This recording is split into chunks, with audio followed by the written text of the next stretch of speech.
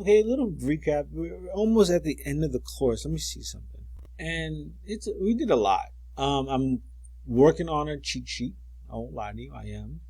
Um, However, what I want to do for today is kind of just spruce up what we know about visualizations and then lean into what we're going to do on Thursday and Friday. So we already did this yesterday. This is yesterday's code. We see it says day 8. We're going to just change a little thing. So if you were to, I want to change this plot. I want to mess around with this plot a little bit, make it look prettier. So what I'm going to do is I'm going to run all the chunks above. You can see when I press highlight this, it's supposed to say that run all chunks before. Okay, so it's running all the chunks. Boom. That's not for today. Great. So what I'm going to do is I'm going to just make this vertical by making this Y. Okay, great. What I can also do is use this function called labs. And I traditionally like order. I love order. I love order. I love putting things in order. So this order is not in particular, but it's an order that I like. So in terms of the order of the layers. So I do ggplot traditionally, and then I do geom, whatever the geom layer is. Then I do labs, and then I do theme BW, then I do another theme. You'll see what I'll talk about in a moment. So lab, or is it labs or labs?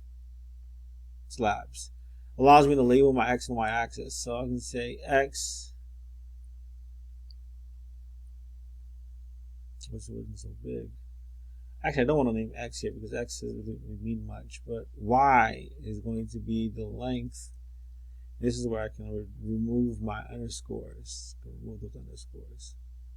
I'll just copy and paste. I love copy and paste. And then what I can now do is claim a title. If there was an x-axis, you would just say x is equal to. But my title is box plot of boom, right? Of length max in centimeters. Okay. It's gonna look funny, but it's okay. We got this. Okay, so this is why it looks funny, because we got rid of the underscores and it's to the left. So there's a couple things that we can do to make this look a little better. So like I was saying earlier, our second thing that we could potentially do is use this other terminology called theme, and I traditionally put it under here. Okay, again, the order doesn't matter, but this is just who I am and how I do things. So it's called plot.title, not background, but title.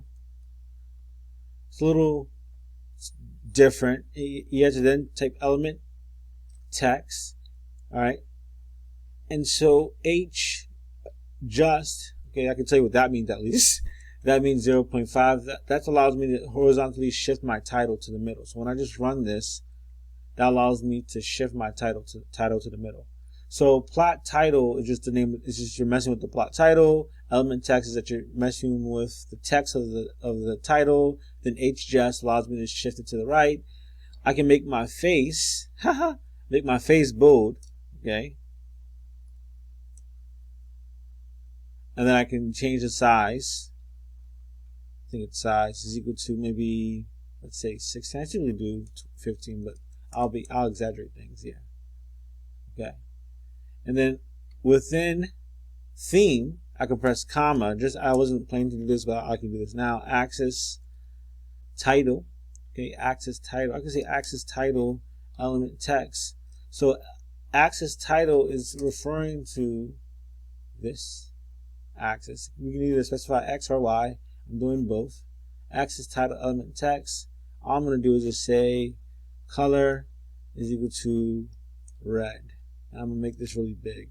Size is equal to 25 because I'm obnoxious. And so there you go.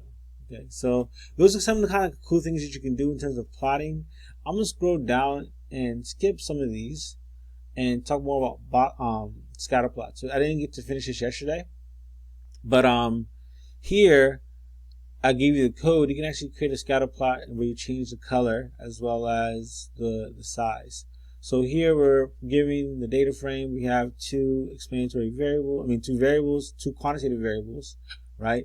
And then within points, geom points, okay, that's the layer that we're dealing with. We specify the size, which is 2. We can make this 10. Let's be obnoxious. Actually, let's not be. Let's be not obnoxious. Let's make it really small. Okay, so you can see what's going on there a little bit better. This relationship, you can explain it more like exponential. Something's going on here, statistically speaking.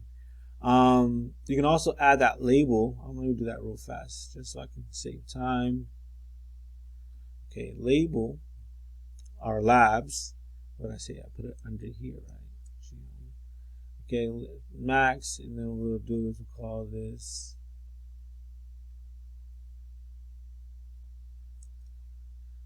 like the X first, and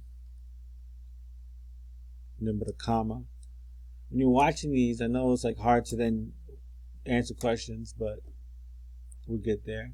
This is going to be a scatter plot.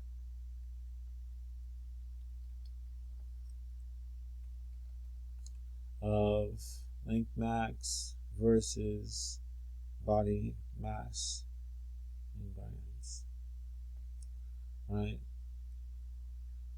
And so we can add our theme, at least the first line, which is important. Hopefully this gives me something that doesn't look too good.